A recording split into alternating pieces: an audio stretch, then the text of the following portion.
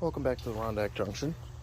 I'm of course starting to actually videotape the last probably 10 minutes of this whole project. Where is it? I've built this 2-track train stand. It is officially now taking me about 2 days. Well, I started this yesterday around noon, so only finishing it up around now. But the whole process probably would have been good to tape, because I'm pretty sure there's some people out there wondering how to make some of these, and this one only cost me about say around $30 plus some materials that were already at the house. Post-production me here. I just wanted to clarify, the $30 I mentioned was the anchor hooks, as the lumber was already at the house on hand. Right now, not, $30. That would be great though. To ratchet strap everything down, what I'm going to do is have four rows of 12 anchors in total. That way I have 4 on each end, 4 in the middle, and I can anchor anything from anywhere, no matter how long it is. So if I've only got something that sits about this long, I only need this row. But if I've got something that spans, if I ever get anything that long, I could have some anchor points in the middle, on the ends, just about through the whole thing. I'm pre-drilling the holes for the anchors. It's not too much wider than the drill itself. That way, if you were to put this in by itself, it would probably split the wood, especially since most of this wood's been sitting out in the weather. So pre-drilling your holes actually helps to keep that from happening. I'm trying to keep it relatively lined up with everything else.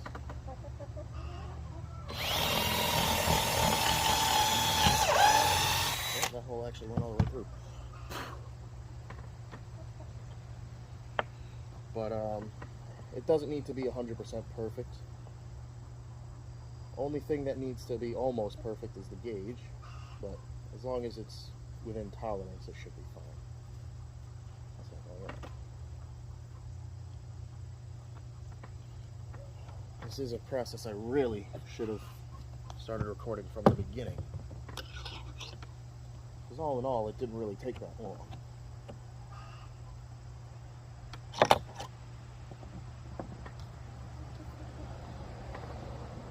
After this, I'm going to get it loaded into the back of the van, go to the back of the yard,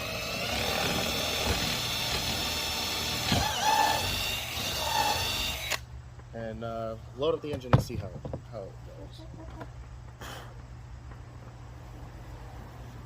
And of course, chickens. They're always here.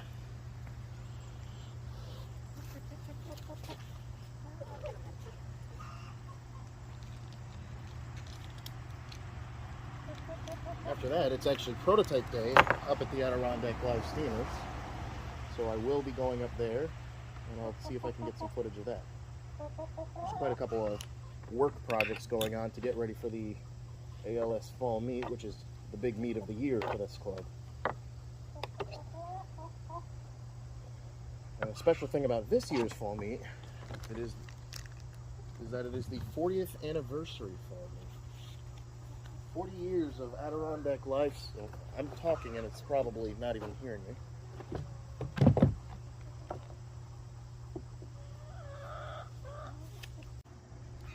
Alright, as I was saying, this year's fall meet is a special one because it is the Adirondack Live Steamers 40th anniversary fall meet.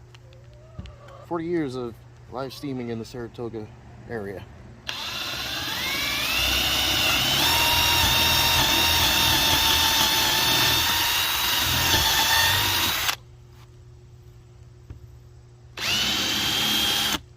It's too far over.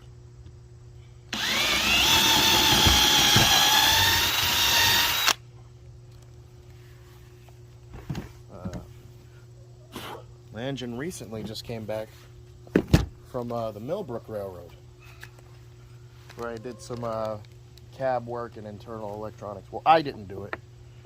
Mr. Aaron did that while we were up there. And I didn't get video of it, but it started raining really hard. And I had to run my engine all the way around the Millbrook to get it to the engine house. In the pouring rain, and I derailed. It was an experience. Come on. You do the thing. I'll make you do the thing.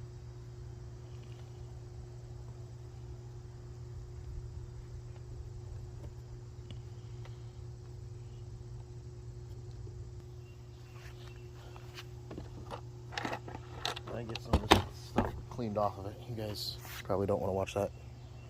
Say you guys like I have a big following. I'll be right back. Alright, now that I got this cleaned off, all I gotta do is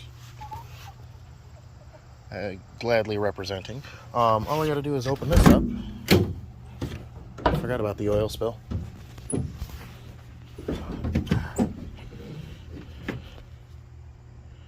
And then here comes the fun part, actually getting it in there. Alright, there it goes. Is it a video? What do you think I'm recording it for?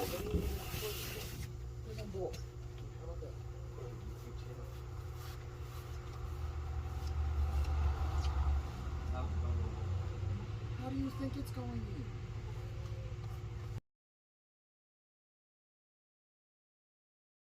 As I load the van, I realized how late in the day it was becoming. By this point in the day, it was already probably about, I want to say it was about 2 o'clock in the afternoon. No, it was only about, say it was about 12 in the afternoon, and it was almost an hour's drive to the Adirondack live steamers. So, I wasn't making it to prototype day, which I barely filmed any of anyways, because I couldn't really get out there quick enough. Alright, that fits a lot nicer than I thought it was going to. Now comes the actual testing part of it. I've got the engine back by the garden. I don't have any tracks at the house, but I do have an engine stand. So we'll go there and get it on the lift and see if I can't actually get this to do what I built it to do. Well, that's unfortunate. I guess the tarp blew off in the rain. Thought I had it covered down good. I want to make this quick. There's too many mosquitoes back here. So hopefully everything still is okay. Everything was insulated, so should be. Alright, there's the engine. And there's the van. Let me go get that put up.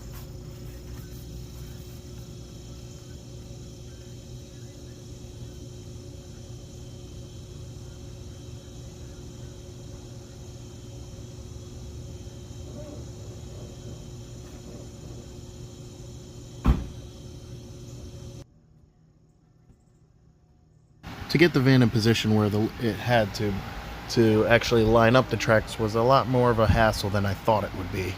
To the right of the van is the garden, which means I can't open that door wide. To the left, a big burn pit. So, couldn't really open that much either, since there was a pallet and some other dead brush sitting in there. I could have moved the brush, but right behind that is a giant pile of dirt from actually getting the garden set up. So, yeah, moving the van into position was about a 10-minute process, even with the doors wide open to see behind me. I love this lift. It's a little pneumatic kick lift, or step lift.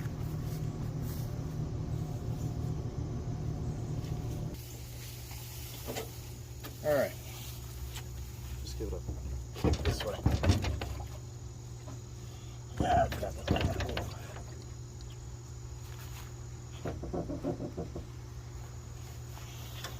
And down we go.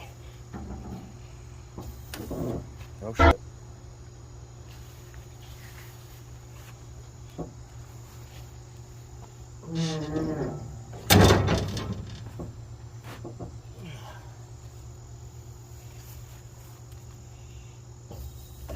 There we go. That looks very promising.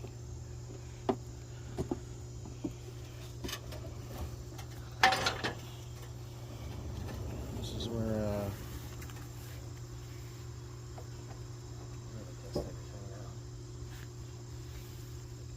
got quite the gap to cross.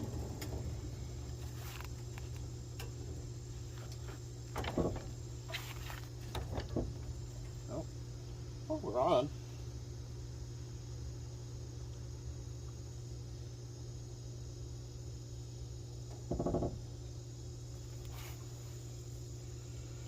Alright.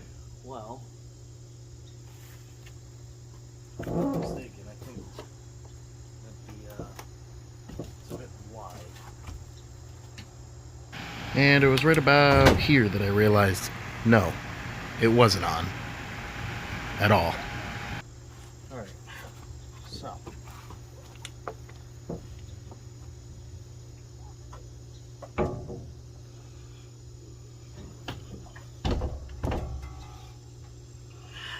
another thing to note is that this thing is not light in the slightest. No matter how much I move it around, it's not light.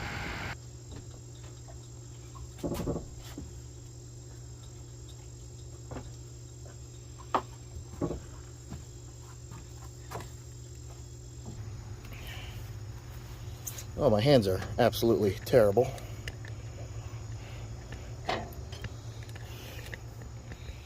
But I hope. How did you get out here? You're not supposed to be out here. Alright, now that that's in there, all I gotta do now is batten it down and we'll get ready to go. I just gotta crank this up and put those in there to get everything out the way. Alright, just got the engine out of the van and onto the table. All we gotta do now is, well, number one, I gotta get the van out the way because I am kind of just blocking everything. Oh. But all we gotta do is spin this around and drop the van. Alright.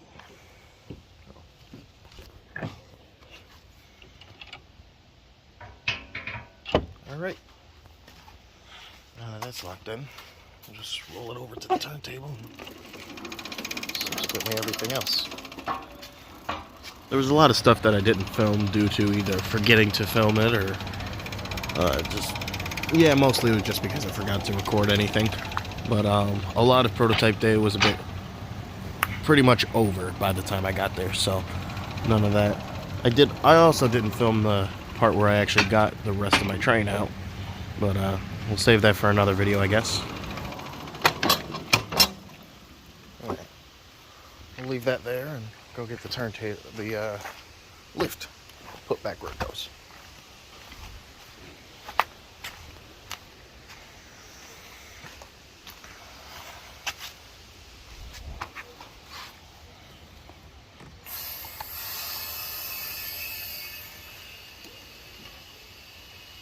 I only need it high enough that I can spin it around to put it back on the ground.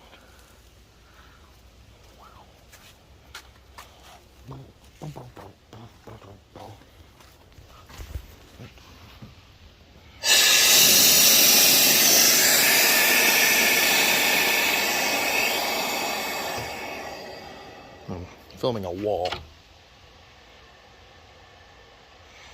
Pneumatic engine lift.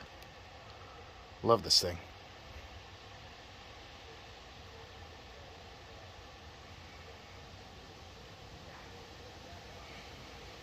Yeah. And that's that. Turn that back in the neutral.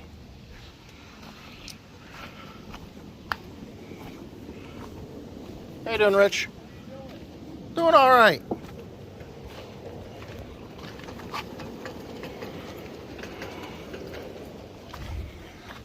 All right. Once I figure out what the dispatcher wants to do, I can probably get out of the yard.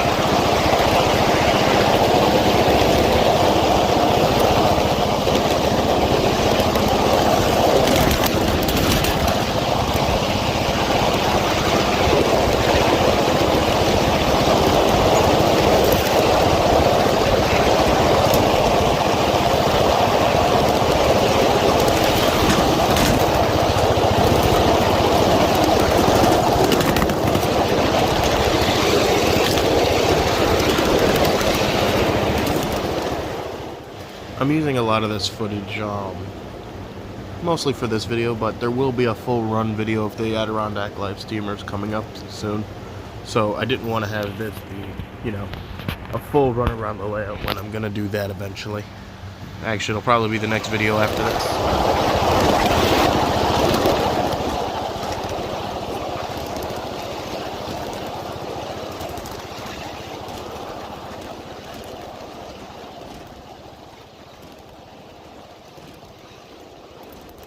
I also want to thank the Millbrook Railroad for helping me with the bodywork and electronics of the engine.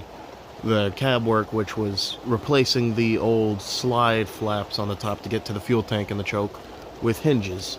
And electronics-wise, well, that's just a mess of its own story, which you should actually go over and watch on his channel once that video's up. Link in the description.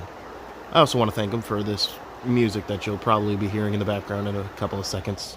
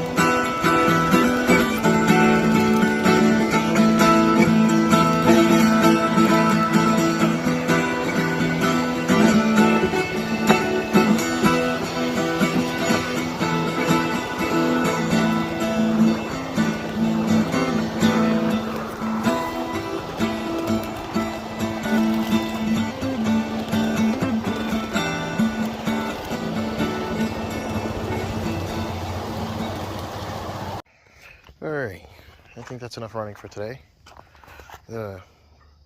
Bring this up to the shed, get it packed up, and I'll be on my way. Get her started. See if I can do this first try.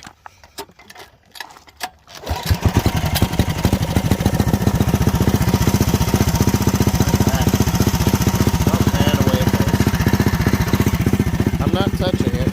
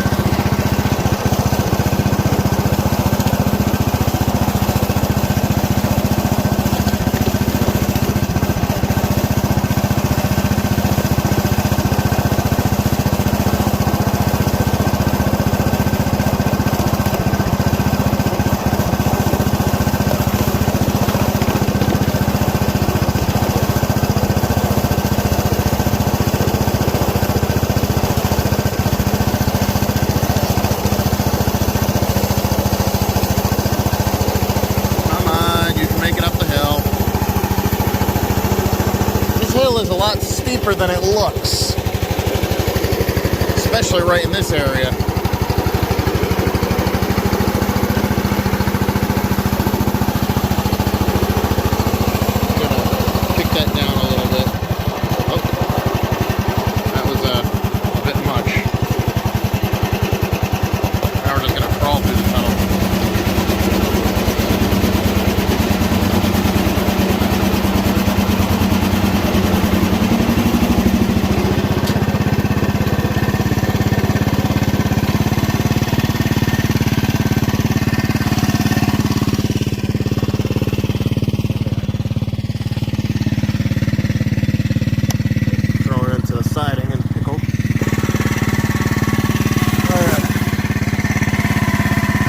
Get some run-by shots, but I don't have the luxury of a RC controller. It's probably something you could do with a gas engine, but I don't have the time or money for that.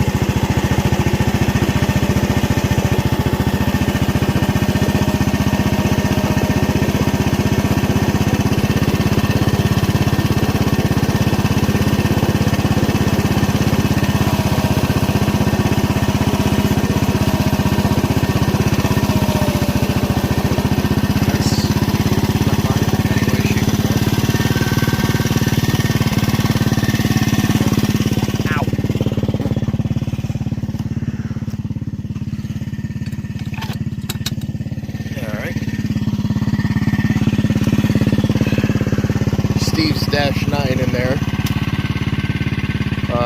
I'll get a video of that on the fall meet if I can. I reside in track 2. Track 4 has yet to be installed. And this lovely three-way switch.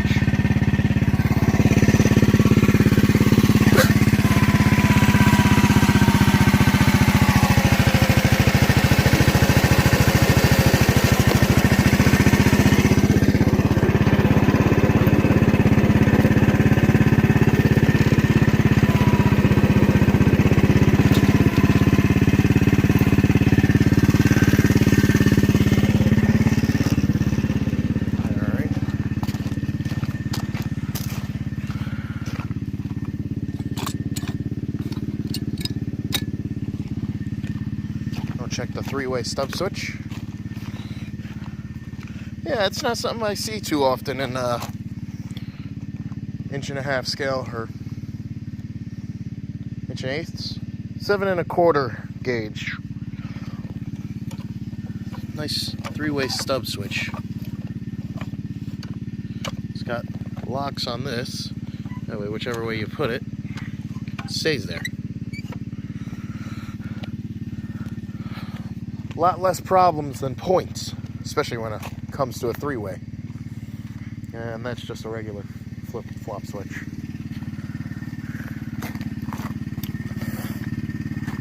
Oh, my allergies are killing me.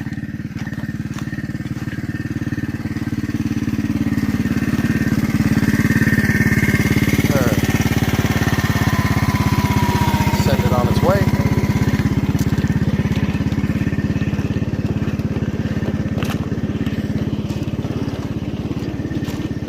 Don't derail.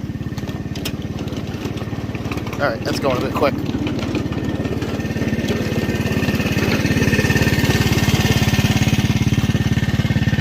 That's better.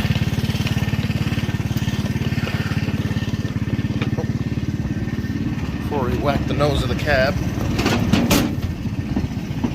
Alright, everything go in.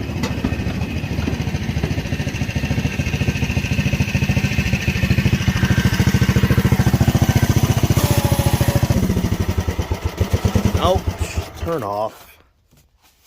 Alright. There's not a lot of room for... Oh, there's a light. There's really not a lot of room for walking around in here. But I need to get that battery off. So that is why this is such a godsend. Alright. All that is a couple of alligators hooked to a trickle charger. It is set to 12 volts now instead of 6 that the original battery was on. And everything's all packed up. Well, turn off the light. I'm gonna get all this locked up. I don't think you guys need to see all that. I'll be right back.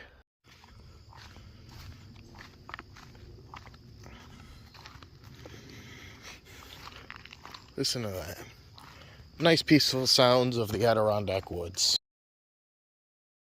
Well, as I walked back to the car through the yard, the audio got a bit buggy here, so I had to cut the original audio. But, as I was saying, hope you enjoyed the video. Like, subscribe. And again, big thanks to the Millbrook Railroad for the help with the engine and getting me into videotaping everything. And leave a comment. And yeah, that's about it. Hope you enjoyed.